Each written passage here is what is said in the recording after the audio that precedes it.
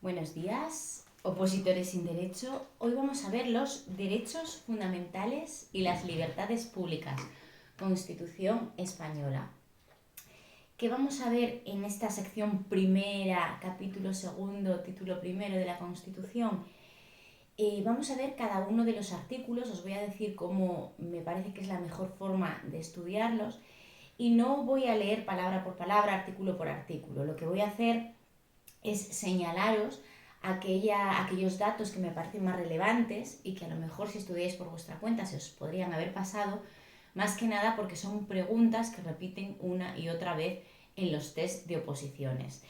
Para preguntas cortas, derechos fundamentales y libertades públicas no lo suelen poner, suelen ir más bien a la garantía o a la protección de estos derechos o bien a la suspensión de estos derechos. Por eso, sobre todo, nos vamos a fijar en aquellos detalles que pueden preguntar y que están preguntando, de hecho, una y otra vez en los exámenes test. Empezamos. Al lado de cada artículo os voy a decir un pequeño título. ¿Qué quiere decir un pequeño título? Nada, pues muy sencillo. El artículo 15 lo leemos y sabemos enseguida que es el derecho a la vida. ¿Por qué os digo esto del título? Porque al final del vídeo os voy a comentar 2 o 3 preguntas que se repiten también mucho en las oposiciones, en las que debemos saber el número que es cada derecho. Es decir, saber que el artículo 15 es derecho a la vida, el 16 libertad ideológica, el 17 derecho a la libertad personal. Tenemos que saber ese título pequeñito de la Constitución, que en la propia Constitución no aparece, pero que debemos memorizarlo para acertar las preguntas de los test. Esto al final del vídeo lo vais a entender mucho mejor. Empezamos. Artículo 15. Derecho a la vida. Bueno, esto se lee bien, se entiende fenomenal. ¿Qué es lo que suelen preguntar? Si queda abolida la pena de muerte según el artículo 15 de la Constitución en todo caso. Bueno, pues en todo caso no. Sabemos que es un Estado social y democrático de derecho y podemos pensar que queda abolida la pena de muerte en todo caso, pues no. Salvo lo que dispongan las leyes penales militares para tiempo de guerra. En caso de que estuviéramos en tiempo de guerra, esas leyes penales militares sí que podrían incluir la pena de muerte. Para el resto queda abolida, pero este salvo hay que fijarse porque a veces sí que lo preguntan en los test. Artículo 16. Libertad ideológica. Aquí hay un detalle con el que también nos pretenden a veces liar en las preguntas test y es: establezca la confesión que tiene carácter estatal. Vemos religión católica o iglesia católica y allí nos vamos a marcar la cruz. Pues no, la Constitución es verdad que habla de la iglesia católica y demás confesiones, es decir, como que le da un papel destacado. ¿Por qué? Bueno, pues porque hay un elevado número de católicos en España, pero no dice que sea la confesión que tiene carácter estatal, no lo dice. Si veis, dice, ninguna confesión tendrá carácter estatal, así que no os vayáis a que es la Iglesia Católica ni es la religión católica, ¿vale? Simplemente la nombra, como os digo, porque son muchos o es una confesión que tiene en las que hay muchos católicos en España, pero que no es estatal. 17. Libertad y seguridad. Aquí voy a hacer un vídeo corto sobre esto para que quede todavía más claro, pero en este artículo se preguntan muchísimo 2 plazos. La detención preventiva y la prisión provisional. No es lo mismo. ¿En qué nos tenemos que fijar? Preventiva, provisional, bueno, a veces se utilizan indistintamente. Nos tenemos que fijar en la primera palabra, detención y prisión. Detención preventiva, prisión provisional, no es lo mismo. La detención preventiva la puede hacer, por ejemplo, la policía cuando detiene a un presunto delincuente y lo tiene en comisaría y ve si al final lo ponen en libertad o lo ponen ante un juez. No solo la policía, también lo puede hacer un juez, pero bueno, la policía podría hacerlo. Como veis, es detención preventiva y ahí hay un máximo de 72 horas. Y el objetivo de esto es saber y esclarecer un poco lo que ha pasado. Prisión provisional. Esto es otra cosa. Esto solamente lo puede hacer el juez y lo que hace es detiene a una persona a la que todavía no se le ha juzgado pues para evitar, por ejemplo, que se escape o que cause daño a terceras personas. Como veis, el sentido es diferente y los plazos son diferentes, porque a veces nos ponen la prisión provisional tiene un plazo máximo de 72 horas y contestamos que sí y no es correcto. Prisión provisional, dice la Constitución, la que determine la ley. El plazo máximo lo determina la ley. No vamos a entrar en más detalles. Para el test nos vale porque nos van a preguntar la Constitución. Detención preventiva, máximo 72 horas. Prisión provisional, la que indica la ley. Honor. El 18, derecho a la intimidad y a la inviolabilidad del domicilio. Aquí también preguntan bastante sobre la inviolabilidad del domicilio. Vamos a ver, para que alguien entre en tu casa, una de dos, o tiene una orden judicial o bien le das consentimiento, le dices que pase. Ahora bien, salvo, que esto es lo que preguntan, salvo caso de flagrante delito. ¿Qué es un flagrante delito? Un delito que es clarísimo y evidente. Es decir, si en el domicilio de una persona se está llevando a cabo un delito y es evidente, es flagrante que así ocurre, pues obviamente la policía o el juez o quien sea puede entrar en esa casa sin pedir permiso o sin que haya una orden judicial. Artículo 19. Residencia y libertad de circulación. Aquí nos dice que podemos circular por todo el territorio y que esto no puede ser impedido por motivos ni ideológicos ni políticos. Estuvimos en pandemia, se nos prohibió circular por el territorio español, pero bueno, no era basado en motivos ni políticos ni ideológicos, ¿no? Era un tema de carácter sanitario. Bueno, a veces sí que preguntan esto, ¿vale? Si nunca puede ser limitado por motivos ideológicos ni políticos. Artículo 20. Libertad de prensa. ¿Con qué nos lían en este artículo? Nos quieren liar porque no nos van a liar. Con la censura previa y el secuestro de publicaciones. Son dos cosas diferentes. La censura previa no está permitida según la Constitución española. ¿Por qué? Porque tenemos libertad de expresión, tenemos libertad de cátedra, tenemos libertad de prensa y previamente a que se publique algo no nos pueden censurar, ¿de acuerdo?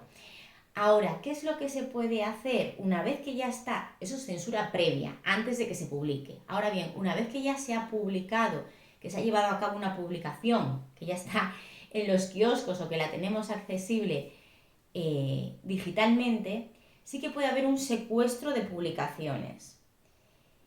Este secuestro de publicaciones solamente lo puede hacer una resolución, se puede hacer por resolución judicial y son casos muy excepcionales. Casos, pues yo que sé, que atenten contra la integridad del Estado español o que alguien tenga a la violencia, bueno, casos muy puntuales. Pero sí que a través de resolución judicial, una vez que está publicado, se lleva a cabo el secuestro de publicaciones, si ese juez lo ordena. Pero nunca una censura previa, que también juegan con estas dos cosas. Artículo 21, derecho a reunión. ¿Qué es lo que más preguntan? Si hace falta autorización. Bueno, pues no, si es pacífica y con armas, autorización no. Lo que pasa es que a veces hay que comunicar. No es lo mismo pedir una autorización que comunicar que te vas a reunir y que pueden enviar a cuerpos y fuerzas de seguridad para mantener el orden. Es muy diferente. Comunicación de autorización. En el artículo 22 preguntan a veces qué asociaciones están prohibidas. Secretas y de carácter paramilitar.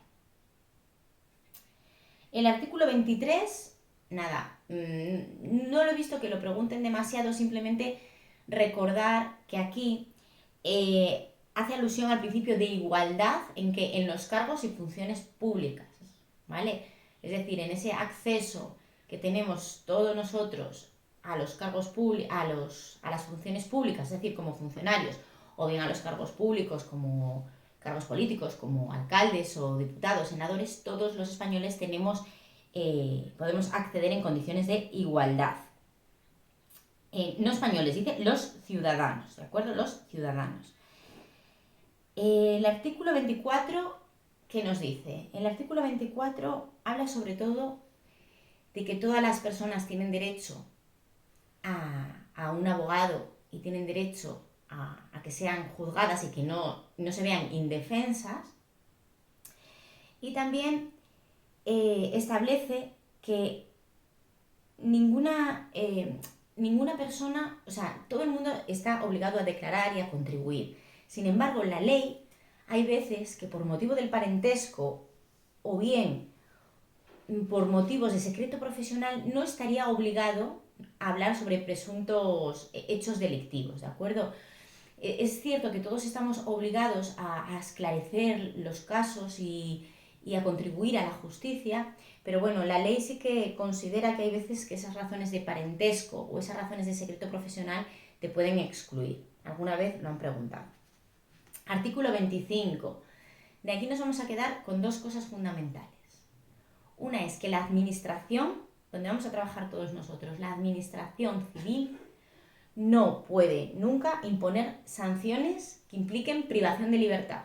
Es decir, la administración pone una sanción y sí, puede hacer un apremio sobre el patrimonio, es decir, te embarga una cuenta. O incluso puede, a veces lleva a cabo la compulsión de las personas, como puede ser en un desahucio o disolver una manifestación, pero no puede imponer una pena que te lleve a la cárcel, la administración civil. Lógicamente lo dejamos en manos de la justicia. Y otra cosa que dice este artículo 25 es que las disposiciones sancionadoras vigentes son las que se aplican en cada momento. Es decir, cuando una ley no esté vigente, eso no se puede aplicar. ¿De acuerdo? Tribunales de honor, el artículo 26. Están prohibidos tanto en la administración civil como en las organizaciones profesionales. El artículo 27 es muy amplio. Lo que he visto preguntar a veces, ¿qué parte de la educación es obligatoria y gratuita? Ambas cosas. Y bueno, es la enseñanza básica, ¿no? Es obligatoria y gratuita. Luego vamos al artículo 28. El artículo 28 comprende una libertad y un derecho fundamentales. Libertad de sindicación y derecho de huelga. El derecho de sindicación o la libertad de sindicación, sí que a veces nos preguntan si la ley puede limitar o exceptuar el ejercicio de estos derechos. Bueno, pues para los cuerpos sometidos a disciplina militar, sí. La huelga es un derecho que tenemos todos los trabajadores, eso lo sabéis, pero es la ley la que determina aquellos servicios esenciales, lo que llamamos servicios mínimos, que hay que cumplir, ¿vale? Libertad de sindicación y derecho a la huelga. Y el artículo 29, que ya es el último, habla del derecho de petición. De este nos vamos a fijar en que se tiene que hacer por escrito. ¿De acuerdo? Hay una ley orgánica que lo desarrolla, pero siempre esta petición la debemos hacer por escrito. Y a los miembros de las fuerzas o institutos armados les dejan pedir, pero siempre de manera individual y de acuerdo con su ley. ¿De acuerdo? No lo pueden hacer colectivamente. Bueno, pues estos son los detalles de los artículos 14 al 29 que se repiten continuamente en los test de oposiciones y por eso os he hecho hincapié en que os fijéis en ellos para que no se os pasen desapercibidos. Vamos a seguir un poco con otras 2 o 3 preguntas y ya acabamos, que se relacionan mucho con estos derechos fundamentales y libertades públicas. Antes de seguir, si no lo has hecho ya, os pido que os suscribáis si os gustan estos vídeos para no perderos nada y que podamos continuar subiendo. Y nos vamos, como os decía, a 2 o 3 preguntas que se repiten relacionadas con estos derechos fundamentales y libertades públicas. Vale, ¿cuál es una de ellas? La primera pregunta: ¿cuál de estos derechos o libertades es susceptible del recurso de amparo? ¿Dónde vendría esto? Bueno, pues nos leeríamos el artículo 53. ¿Qué pasa? Que el recurso de amparo, los derechos fundamentales y libertades públicas son susceptibles del recurso de amparo. No solamente ellos, también el artículo 14 y el artículo 30, que habla de la objeción de conciencia. Pero bueno, del 14 al 29 sabemos que son susceptibles de recurso de amparo. ¿Qué ocurre? Bueno, pues que a veces nos dicen, ¿cuál de los siguientes no es susceptible del recurso de amparo? Y nos ponen 3 derechos fundamentales y libertades públicas y uno que no lo es. Pero no nos dicen artículo 15, artículo 18, artículo 21, no. Te dicen el derecho a la vida, entonces tienes que saber que es el 15, el derecho a la educación, tienes que saber el 27, el derecho de petición, tienes que saber que es el 29, y luego te ponen, por ejemplo, el derecho a la vivienda. Si tú te sabes que cada número de los derechos fundamentales y libertades públicas corresponden con cada derecho o libertad, esta pregunta la sabes contestar. ¿De acuerdo? Porque sabes que esos 3, el número que es, sabes que están del 15 al 29 y sabes que es un derecho fundamental o libertad pública. Entonces, el que no sería susceptible de recurso de amparo sería ¿cuál? Pues el derecho a la vivienda, ¿vale? Esto lo pregunta mucho. ¿Cuál de los siguientes es susceptible de recurso de amparo? Todos los derechos fundamentales y libertades públicas lo son. Los que no están del 14 al 29 y además el 30, que también es una excepción que meten por ahí. Todos los demás que vemos como principios rectores de la vida social y política y todos los demás de la Constitución no son susceptibles del recurso de amparo. Solo estos, 15 al 29, 14 y la objeción de conciencia. Otro tema que preguntan y que lo relacionaríamos con el artículo 81, ¿os acordáis de las leyes orgánicas? Nos vamos al artículo 81. También a veces preguntan, ¿cuál de estos derechos fundamentales y libertades públicas se desarrolla obligatoriamente por ley orgánica? Los derechos fundamentales y libertades públicas, artículo 81, se desarrollan siempre por ley orgánica. El resto de los que aparecen en el título 1 de la Constitución se desarrollan por ley, pero por ley ordinaria. Derechos fundamentales y libertades públicas, 15 al 29, ley orgánica. Entonces nos los tenemos que saber, porque igualmente no te dicen artículo 16, artículo 17, te dicen libertad ideológica, te dicen libertad y seguridad, te dicen inviolabilidad del domicilio. Entonces tenemos que saber ese título que os decía que se corresponde con el número. Y siempre contestaremos que derechos fundamentales y libertades públicas, es decir, cualquiera que nos pongan del 15 al 29, diríamos que se desarrolla por una ley orgánica. El resto por ley, pero ley ordinaria. Y bueno, y ya por último, os voy a hacer alusión a una pregunta que, bueno, si os apetece me dejáis en comentarios. Podemos hacer otro vídeo con las garantías de estos derechos y con la suspensión de los derechos. Aquí no lo vamos a ver porque quedaría un vídeo muy, muy extenso.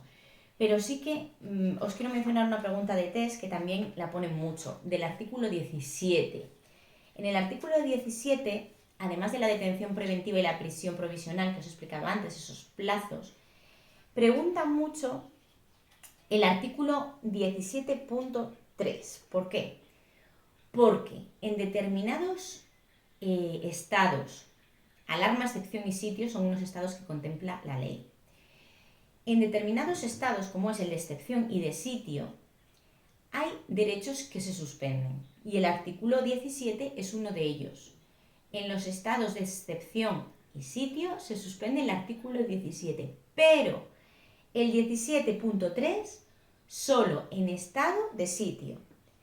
Dice, toda persona detenida debe ser informada de sus derechos y no puede ser obligada a declarar. Vale, pues ese derecho que tenemos las personas en ese momento, solamente si fuera un estado de sitio se interrumpiría. En el de excepción, no. Normalmente los derechos que se suspenden de excepción y de sitio son los mismos, salvo este 17.3, que por eso lo pregunta. 17.3, ¿vale? Que podríamos llamarle las garantías del detenido, solamente cuando se declare un estado de sitio, no de excepción. Bueno, pues hasta aquí estos datos de test, preguntas de test oficiales, que es donde yo he visto estos detalles que aquí os he recalcado. Y nada, nos vemos en otro vídeo. Si os ha gustado, como os he dicho antes, o compartís, o le dais al like, o comentáis, o suscribís y nos vemos en el siguiente. Un beso.